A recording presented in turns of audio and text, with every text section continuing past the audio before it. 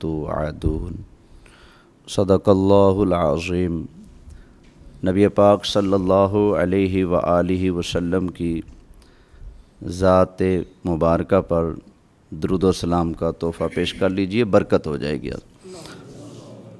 الصلاۃ والسلام علیکہ یا سیدی یا رسول اللہ وعلی آلکہ واصحابکہ یا سیدی یا حبیب اللہ صلی اللہ تعالی علیہ وآلہ وسلم۔ آپ سب ساتھیوں سے میری زندگی میں پہلی ملاقات ہے، سوائے شکیل بھائی کے اور سوائے ان کے جو میرے ساتھ ہیں، باقی سب سے پہلے چہرہ شناسائی بھی نہیں ہے، ملاقات بھی پہلی، زیارت بھی پہلی، بات چیت بھی پہلی دفعہ ہوگی۔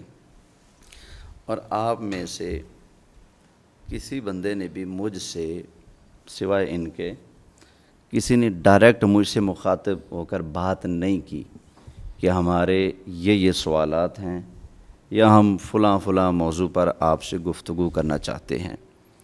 حالانکہ طریقہ کار یہی ہونا چاہیے تھا کہ اگر آپ کسی ایک موضوع کو سلیکٹ کر لیتے، ٹھیک ہے، یا پھر آپ کے جو سوالات تھے ان کی لسٹ مجھے دے دیتے تاکہ ان کے مطابق میں ضروری کتابیں ساتھ لے کر آتا اور تیاری کر کے آتا، لیکن ایسا نہیں کیا گیا۔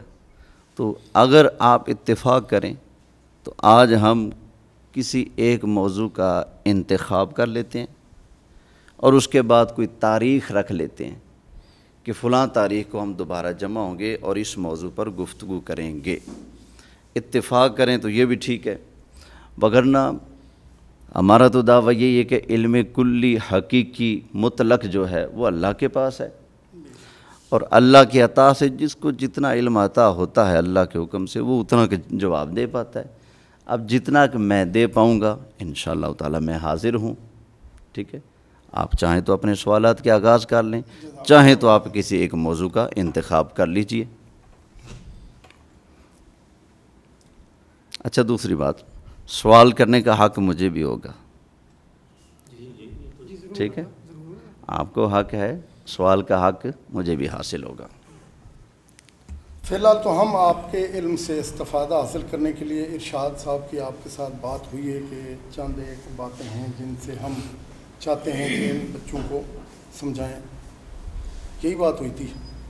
تو صاحب اب باری باری ہر بندہ آپ کے ساتھ سوال کرے تو بھی نامناسب ہے، ایسے ہی ہے، نہیں کرنا چاہیں تو کر بھی سکتے ہیں۔ ایسے ایک لسٹ ہم نے بنا لی ہے، وہ آپ سے سوال کریں گے، آپ نے جواب دینا ہے۔ کوئی اللہ معاف کرے اس طرح کا مسئلہ نہیں ہے کہ خدا نخواستہ جو ہے نا وہ آپ نے کوئی غلط جواب دینا ہے، آپ عالم دین ہیں، ٹھیک ہے۔ اور یہ جو لوگ آپ کے سامنے بیٹھے ہیں ان میں 2-4 لوگوں کے، باقی لوگ سارے میرے جیسے سیکھنے والے ہیں، ٹھیک ہے۔ تو آپ سے ہم نے سیکھنا ہے، تو سوالات کا سلسلہ شروع کرتے ہیں حضرت صاحب سے۔ ایسے ہم سوال شروع کر لیں اور پتہ ہی نہ ہو۔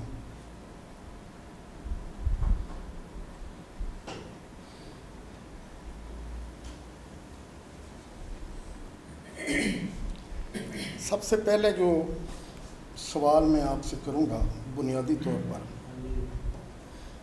وہ یہ ہے کہ انجینئر محمد علی مرزا صاحب، جن کو آج کل بہت سارے لوگ سنتے ہیں، خصوصی طور پر نوجوان ینگ لوگ، اور ان کے سننے والوں کو دیگر جتنے بھی مسالک ہیں ہمارے، وہ کہتے ہیں کہ یہ لوگ گمراہ ہو چکے ہیں، سیدھا سیدھا گمراہی کا فتویٰ لگا دیتے ہیں، کہیں غلطی کا بھی نہیں کہتے کہ جی یہ لوگ جو ہے نا وہ گمراہی کے راستے پہ چل چکے ہیں۔ آپ سے پہلا سوال یہ ہے کہ انجینئر صاحب کے ساتھ آپ کا جو اختلاف ہے وہ کن باتوں کے اوپر ہے؟ عقائد میں ہے، عبادات میں ہے، فقہ میں یا فروع میں؟ مرزا محمد علی انجینئر صاحب سے ہمارے جو اختلافات ہیں وہ عقائد میں بھی ہیں، فروعات میں بھی ہیں۔ آپ کی نظر میں انجینئر محمد علی مرزا صاحب مسلمان ہیں؟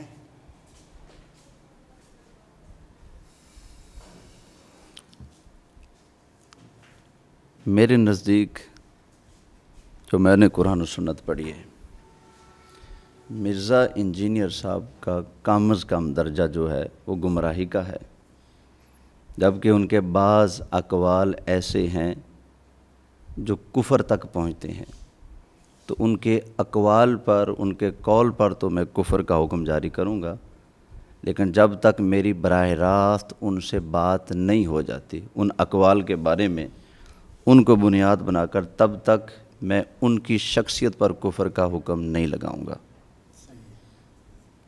کیونکہ جن چیزوں کو میں کفر سمجھتا ہوں، اگر ملاقات ہوتی ہے تو میں پیش کروں گا، ان کے بارے میں کوئی ایسی وضاحت وہ پیش کر دیتے ہیں، کوئی ایسی تعویل وہ کر دیتے ہیں جو واقعی قابل قبول ہو اور وہ بنتی بھی ہو تو قبول کی جائے گی، وگرنہ ہم اپنے دلائل شرعیہ کو سامنے رکھ کر اتمام حجت کرنے کے بعد اس کے اوپر فتویٰ جاری کر سکتے ہیں۔ اگلا سوال جی آپ کے اپنے مسلک کے بارے میں ہے کہ اہل سنت والجماعت بریلوی مکتبہ فکر کے اوپر مسلمانوں کے جو دیگر فرقے ہیں وہ اجماع رکھتے ہیں کہ جناب اہل سنت والجماعت حق پر جماعت ہے۔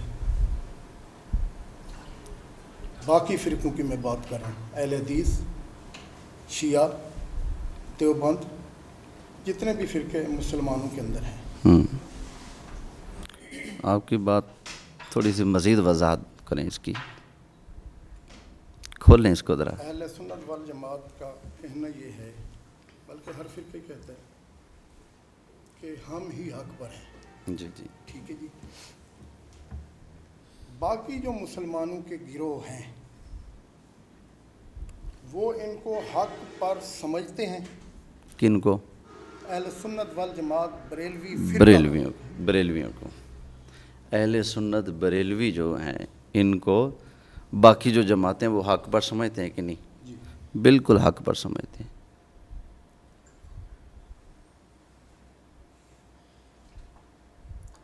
دارالعلوم دیوبند انڈیا کا جو مدرسہ ہے، اس کے جو پہلے مفتی ہیں، مفتی عزیز الرحمن صاحب، ان کا فتاویٰ دارالعلوم دیوبند اٹھا لیجئے، اس کے اندر ان سے سوال ہوا، یہ جو بریلوی ہیں، احمد رضا خان بریلوی کو جو فالو کرتے ہیں، تو کیا ان کے ساتھ نکاح وغیرہ ہو سکتا ہے؟ کہا بالکل ہو سکتا ہے، آخر وہ بھی تو مسلمان ہیں۔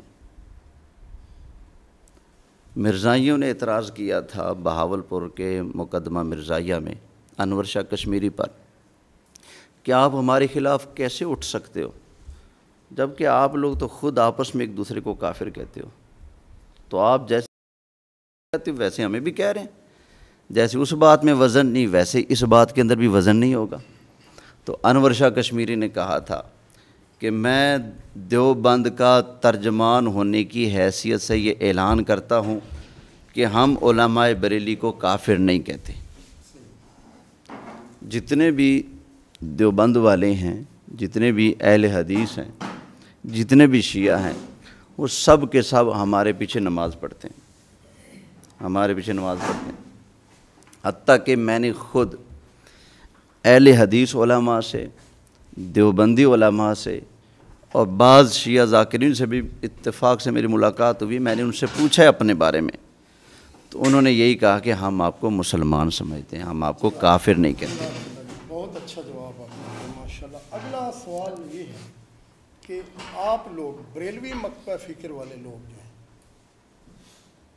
باقی سارے فرقوں کو مسلمان اور جنتی سمجھتے ہیں، جبکہ امام احمد رضا خان صاحب کے کچھ فتاویٰ ایسے ہیں کہ یہاں تک بھی انہوں نے کہہ دیا ہے کہ ان کا ذبیحہ بھی حرام ہے۔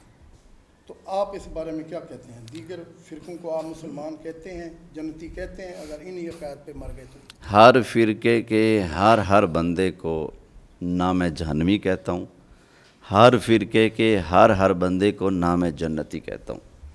دیوبند کے 4 علماء تھے جن کے اوپر ہمارے بریلی کے علماء نے فتوی کفر صادر کیا، صرف 4 علماء، ٹھیک ہے. باقی آتے ہیں بعد والے. بعد والوں میں سے جس بندے کو ان موجود کفریہ عبارات کا پتہ ہو، سمجھتے ہوں، علم رکھتے ہوں، آگاہ ہوں، اس کے باوجود وہ کہیں کہ یہ کفریہ عبارات بالکل ٹھیک ہیں، ہم ان کی تائید کرتے ہیں، تو پھر ان پر فتویٰ لگے گا. جو بیچارہ سادہ لو مسلمان ہے، جس کو پتہ ہی نہیں دیوبندی کیا ہے، بریلوی کیا ہے، وہ خواہ اپنے آپ کو دیوبندی کہے، خواہ اپنے آپ کو اہل حدیث کہے، خواہ اپنے آپ کو شیعہ بھی کہے، اگر وہ ان کفریات سے واقف ہی نہیں ہے، ہم اس کے اوپر فتویٰ کفر نہیں لگاتے، وہ مسلمان ہے. ہم ہر دیوبندی کو اس فتوے کی زد میں نہیں لاتے. اور آپ کو علم ہوگا کہ مرزا انجینئر صاحب نے بھی علماء دیوبند کی جو عبارات ہیں ان کو گستاخانہ قرار دیا ہے. تو میں یہ آپ سے بھی پوچھوں گا کہ علماء دیوبند کی جو عبارات ہیں جن پر حسام الحرمین میں فتویٰ کفر صادر کیا گیا ہے، کیا آپ لوگ ان عبارتوں کو لکھنے والوں کو اور جن کو ان عبارتوں کا علم ہے اور اس کو صحیح قرار دیتے ہیں، ان کے بارے میں آپ کی رائے کیا ہے؟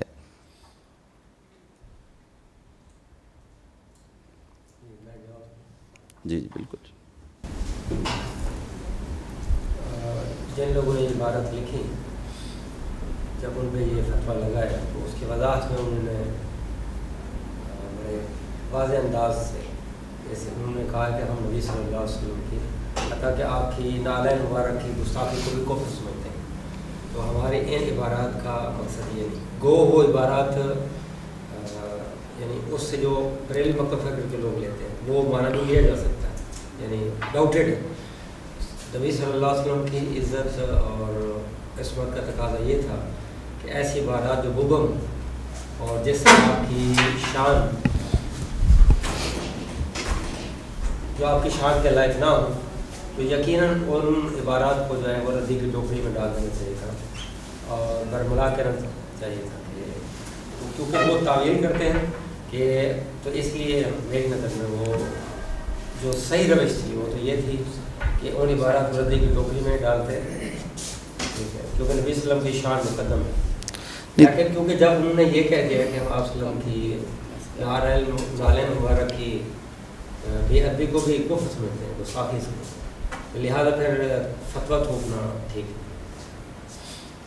یا تو وہ یہ کہیں کہ کسی بھی سینس میں ہم آپ صلی اللہ علیہ وسلم کی شان کے خلاف کوئی بات کرنا ٹھیک ہے، جب وہ کہتے ہیں کہ اس کا مقصد ہی اور ہے، حالانکہ وہ عبارات مبہم ہے. بہتر یہی تھا کہ ان عبارات کو ردی کی ٹوکری میں ڈالا. یہ تو بات ٹھیک ہے، بہتر یہ تھا، جو بہتر تھا انہوں نے نہیں کیا. بات یہ کہ جو ان عبارتوں پر کھڑے ہیں کہ یہ عبارتیں ٹھیک ہیں، ان کے بارے میں آپ کیا کہیں گے؟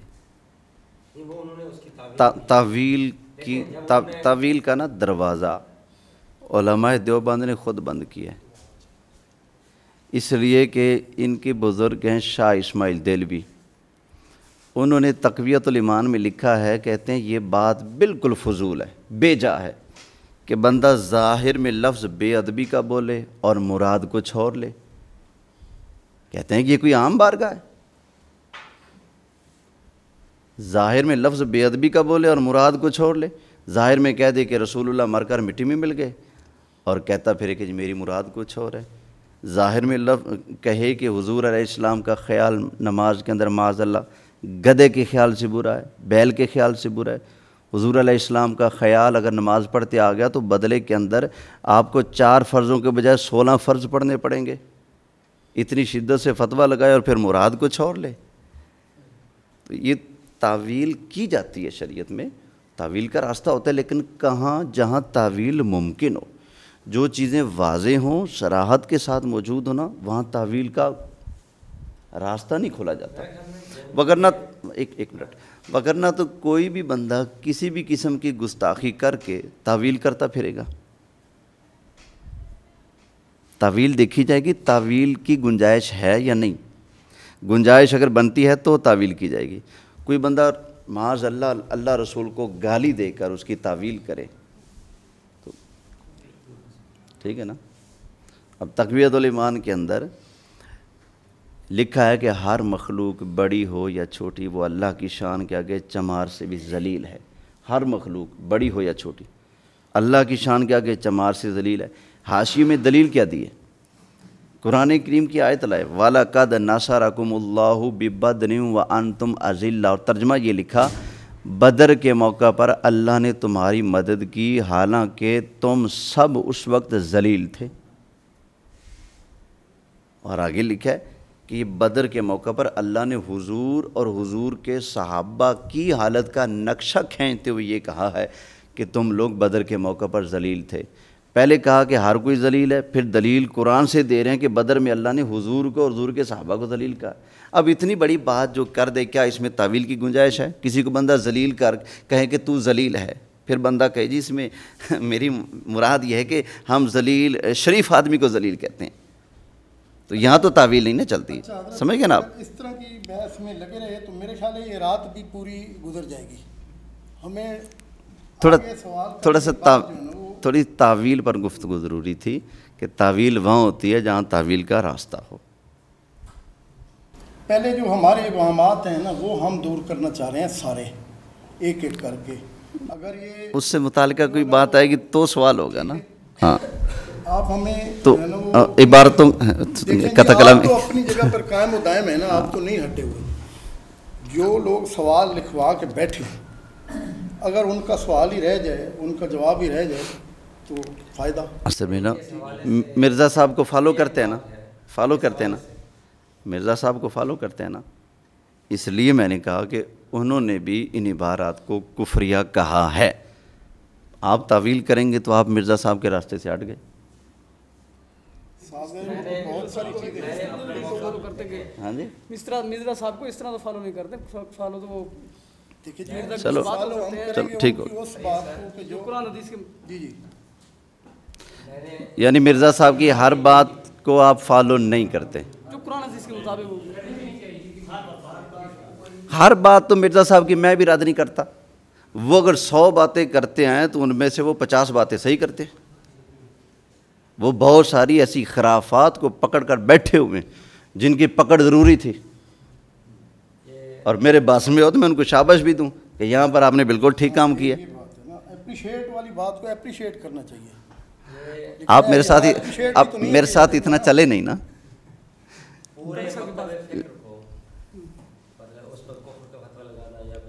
ہماری طرف سے کسی بھی مکتبہ فکر کے جملہ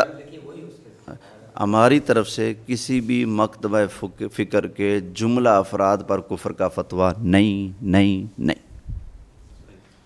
صرف جن کو عبارتوں کا علم ہے اور اس کی تائید کر بیٹھیں گے ان پر بس۔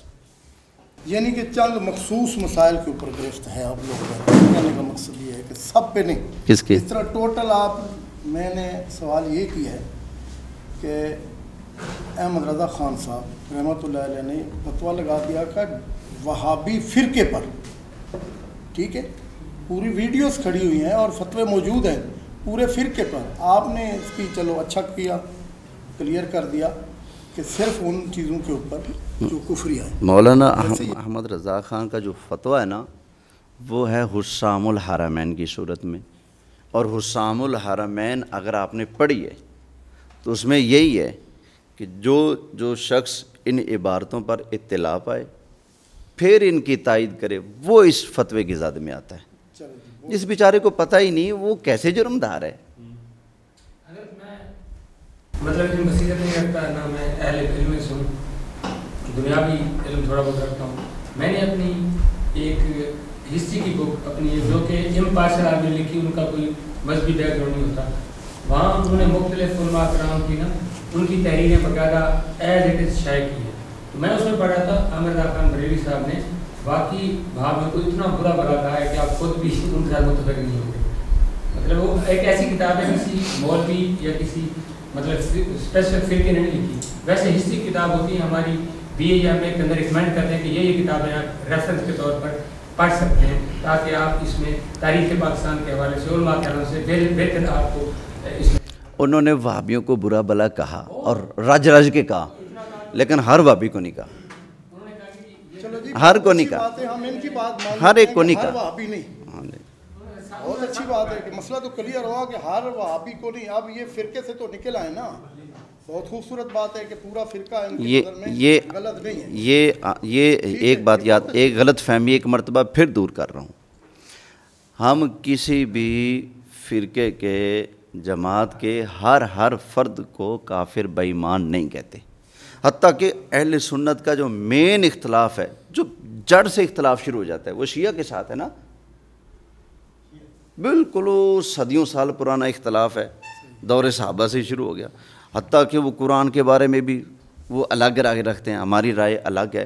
صحابہ کرام علیہم رضوان کو وہ کافر کہتے ہیں، مرتد کہتے ہیں. خلفائے ثلاثہ حضرت ابوبکر، عمر، حضرت عثمان، ان کی خلافت تک کے وہ قائل نہیں. حتیٰ کہ ان کو غاصب، اللہ یاری تو ان کو کافر بھی کہہ رہے ہیں، سنتے رہتے ہیں نا. اس کے باوجود ہمارا فتویٰ سارے شیعوں پر نہیں کفر کا. جو شیعہ ایسا کہیں گے بس ان پر فتویٰ لگ جائے گا، جو نہیں کہتے بس ٹھیک ہے، اللہ خیر صلی اللہ، وہ کلمہ پڑھتے ہیں نا، ہم ان کو مسلمان مانیں گے جب تک ان سے کفر ثابت نہیں ہوتا. جزاک اللہ خیر، بہت بڑا مسئلہ حل کر دیا. جزاک اللہ. مسئلہ ہے یہ اصل میں نا، یہی موقف آپ کے دیگر علماء کرام کا بھی ہونا چاہیے. تو جو واقعی علماء کرام، ختم ہو رہی ہے. میں عرض کر دوں بالکل جی، جو واقعی علماء کرام ہے نا، ان کا یہی موقف ہے. چلیں جی، جزاک اللہ. اگلا سوال. سب جو بندیوں کے پیچھے نماز پڑھی جا سکتی ہے یا مخصوص کچھ جو بندی ہیں جو یہ عقائد رکھتے ہیں؟ میں پتہ ہے کس دیوبندی کے پیچھے نماز پڑھوں گا؟ میں کہوں گا یہ آپ کے بزرگ کی یہ کتاب ہے، اس میں یہ لکھا ہے، صحیح ہے یا غلط ہے؟ وہ کہہ دیں غلط ہے، میں کہوں گا چڑھے مصلی پہ، میں آپ کے پیچھے پڑھتا ہوں. اگر جو بندیوں کے پاس میں نماز کھڑی ہے، بندہ وہاں پر پہنچتا ہے، تو آپ کا طرز عمل کیا ہوگا؟ کیونکہ میرا ایک تجربہ ہے، وہ یہ کہ اگر میں نے زندگی میں 20 دیوبندیوں سے بات کی ہے نا ان عبارتوں پر، تو ان میں سے 19 نے کہا ہے کہ یہ صحیح ہیں، ایک نے کہا ہے کہ غلط ہیں. لہذا کیونکہ اتنے فیصد لوگ تائید کر رہے ہیں، تو اس لیے مجھے شک ہوگا کہ یار پتہ نہیں کیا بنے گا، کیسا امام ہے.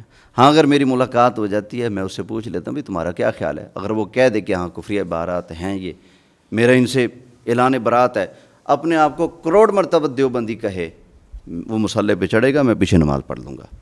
میں بار بار عرض کر رہا ہوں، سمجھنے کی کوشش کریں، ہر دیوبندی کو ہم برا نہیں کہتے، نہیں کہتے. جزاک اللہ جی. تقلید فرض، واجب، سنت، مستحب کس کیٹیگری میں آتی ہے؟ شارٹ سا سوال. تھوڑی سی وضاحت اس کی ضروری ہے کہ تقلید ہے کیا. قرآن حکیم اور احادیث طیبہ میں بعض مسائل بالکل واضح ہیں. نماز پڑھو، روزے رکھو، زکوٰۃ دو، جہاد کرو، بالکل واضح ہیں. ان میں کسی کی تقلید کی، کسی کی رہنمائی کی ضرورت نہیں. جو مسائل منصوص ہیں، جو مسائل بالکل قرآن و حدیث سے بالکل صاف ظاہر ہیں یا باب العقائد سے تعلق رکھتے ہیں، ان میں کسی کی تقلید ہمارے نزدیک نہیں. ہمارے نزدیک جب قرآن و حدیث کے مشکل مقامات آ جاتے ہیں جن کو عام لوگ از خود حل نہیں کر سکتے، اتنی استعداد نہیں ہوتی، ٹھیک ہے، اتنا مطالعہ نہیں ہوتا، اتنا وقت نہیں ہوتا، تو یا پھر وقت بھی ہے، مطالعہ بھی ہے، لیکن ان کی ذہنی سطح اس درجے کی نہیں ہے کہ اس چیز کو حل کر سکیں. وہاں پر ہم یہ کہیں گے کہ ہم سے پہلے کے جو بزرگ ہو چکے ہیں، امت کے علماء ہو چکے ہیں، ان کی اس بارے میں رائے کیا ہے. تو ہم نے اطاعت قرآن و سنت ہی کی کرنی ہے. یہ نہیں کہ کوئی بزرگ واجب الاطاعت ہے، نہیں، بالکل غلط ہے. واجب الاطاعت صرف اللہ یا اللہ کے رسول ہیں صلی اللہ علیہ وسلم. ہم نے اللہ تعالیٰ جل وعلا و رسول اللہ صلی اللہ علیہ وسلم کے فرمان کو سمجھنے کے لیے بسا اوقات کسی سے رہنمائی لیتے ہیں کہ آپ صحابہ کے قریب ہیں، آپ رسول اللہ کے زمانے کے قریب ہیں، جتنا آپ کو فہم ہوگا اتنا ہمیں نہیں ہوگا، جتنا اللہ نے آپ کو نوازا ہے ہمیں اتنا نہیں نوازا.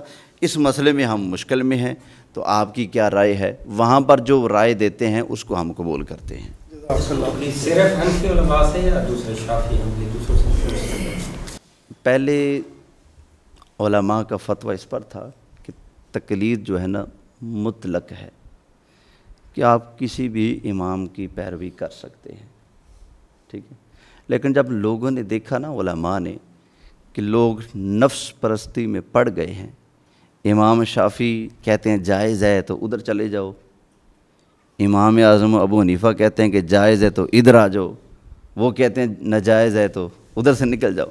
لوگوں نے جب اپنی خواہشات کی تکمیل اور سہولت کے لیے بار بار کبھی اس امام کے لڑ لگے کبھی اس کے لڑ لگے، یہ کرنا جب شروع کیا تو تب علماء نے یہ کہا کہ کوئی بھی شخص کسی ایک معین امام کی تقلید کرے گا فروعی اجتہادی مسائل میں، فروعی اجتہادی مسائل میں، یعنی جو واضح نہیں ہوتے وہاں پر زور لگتا ہے ان کو سمجھنے میں. جو اجتہادی مسائل ہوتے ہیں یہاں پر دلائل دو طرفہ ہوتے ہیں، یا پھر بظاہر دلائل میں تعارض واقع ہو رہتا ہے، ادھر بھی اسی طرح کے دلائل ہیں، بالکل اس کے مخالف دلائل بھی موجود ہیں.